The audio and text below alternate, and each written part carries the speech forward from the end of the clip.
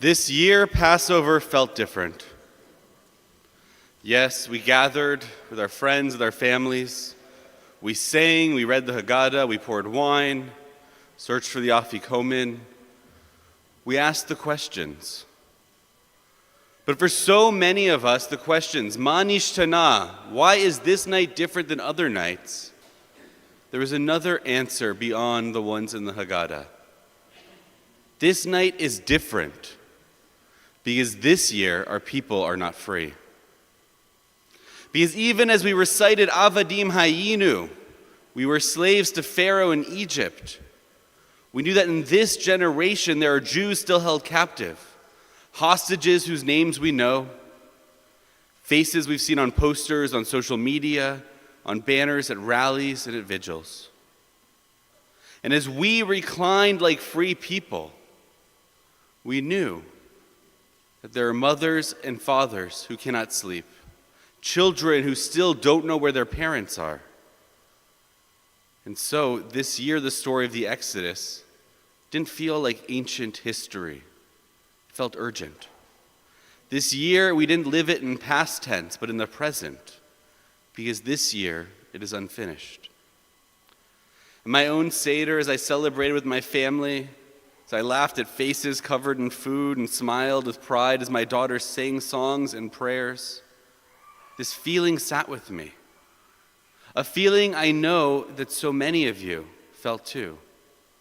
The feeling we've all been having now for a year and a half. In response to this ongoing pain, the Hostages and Missing Families Forum created a very special Haggadah this year. It's a sacred supplement, a heartbreaking supplement, made up of writings from hostages who have been released, from the family members of those still in captivity or those who were killed. This is a Haggadah written not from the safety of liberation, but from inside Mitzrayim itself. It was written from the depths of the most narrow places of our imagination. And in it they speak not to us. They speak to us. They speak not as headlines, not with political statements. They speak as human beings, as fellow Jews, as brothers and sisters, and mothers and fathers, husbands and wives. The words of this Haggadah are not easy to read. It's not an uplifting Haggadah, but sadly, today it is a necessary one. I want to share with you a few of the excerpts. Avivit Yablanka wrote about her brother Hanan. He was taken hostage and his body was released later to be returned and buried in Israel. She writes in commentary, "We have witnessed that in each and every generation someone rises to harm us. In our grandparents' generation, the Nazis tried to annihilate them, but they survived. Now it's Hamas trying to destroy us, but we won't let them break us. Although we lost Hanan, he left us with the belief that we should get back on our feet and continue to hope that life will be good." She captures grief, hope, prayer, responsibility, all in one breath. And that's what Jewish memory looks like, holding together both pain and hope at the same time, brokenness and wholeness, holding on not only to memories of the past, but letting them be inspiration for the future. It's not just saying Kaddish, but continuing the work of those who are no longer able to do it. Another commentator, Michal Lobanov, she writes about her husband Alex, who was taken hostage and murdered by Hamas. She writes, "What helps me stay strong despite Alex's death are my two sons, who will carry on our lineage. They know where they came from, they know where they are going, and as I see it, this is Alex's and my victory." Victory. She doesn't speak of revenge and hatred. Her pain doesn't turn in that direction. Instead, she speaks of resilience. It's not a story of defeat. Victory, I can't imagine it. Victory. But for her, it's a story of legacy, of children who will grow up knowing their roots, of a family that refuses to be broken, There's something almost biblical in that choice.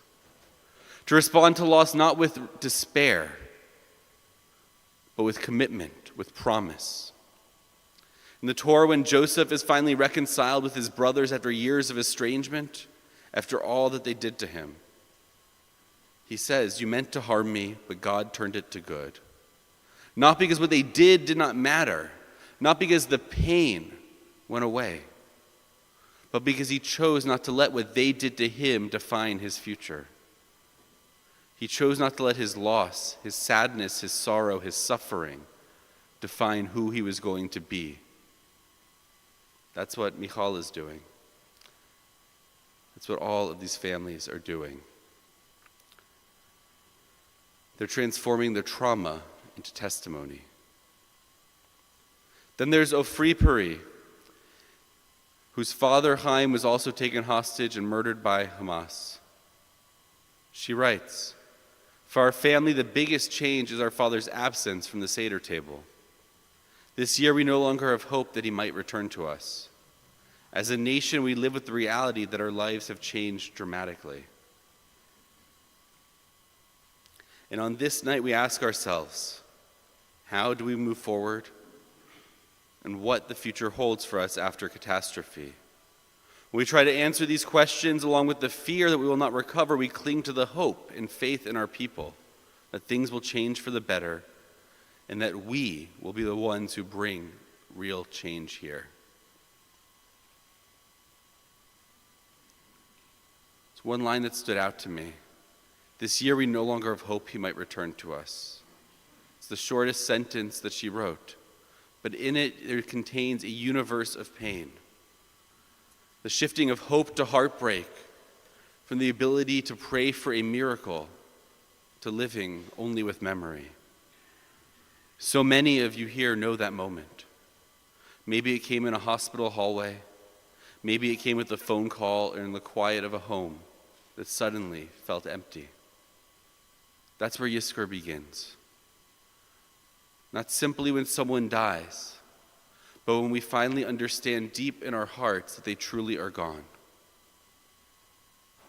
But Yizkor doesn't end in that place. Yizkor is not a ritual of despair, it's a ritual of remembrance.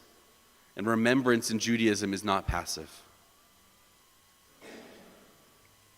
When we say Yizkor Elohim, may God remember, we're not only calling on God to hold those souls, we're making a promise that we will carry them forward.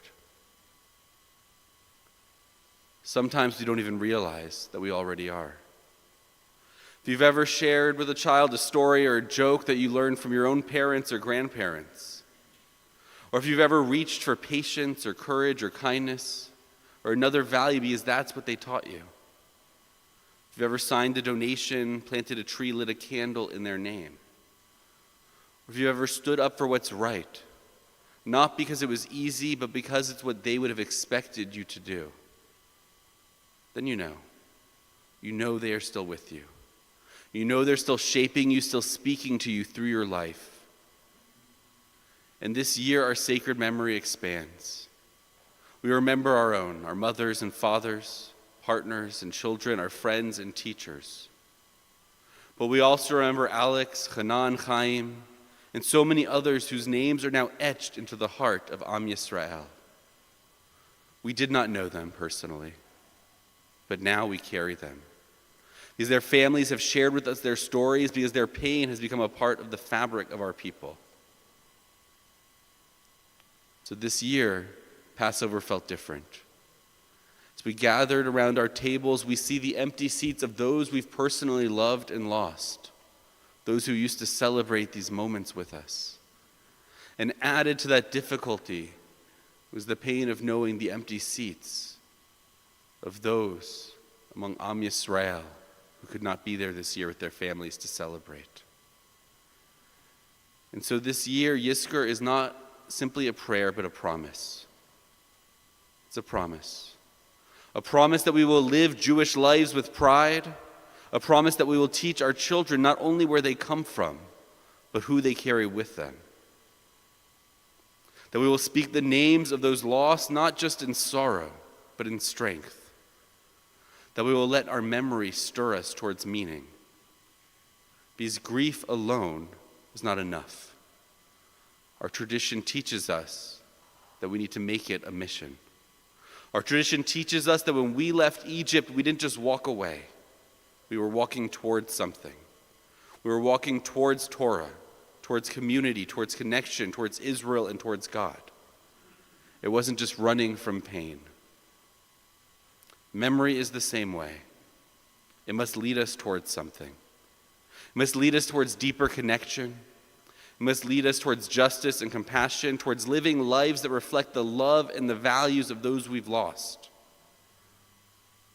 Yizkor is how we say you are not forgotten. You are not erased. You are still with me, and I will not let your story end with silence. And so now, as we prepare to enter that sacred space, to say their names, to feel their presence, to make our promise, let the words in the text and the prayers speak what our hearts cannot put into words. Let the silence speak. Let the tears come if they do. Let the memory rise. Let it lift us towards lives of meaning, and let us turn our mourning into mission. Yizkor Elohim, may God remember, and may we remember too. Amen.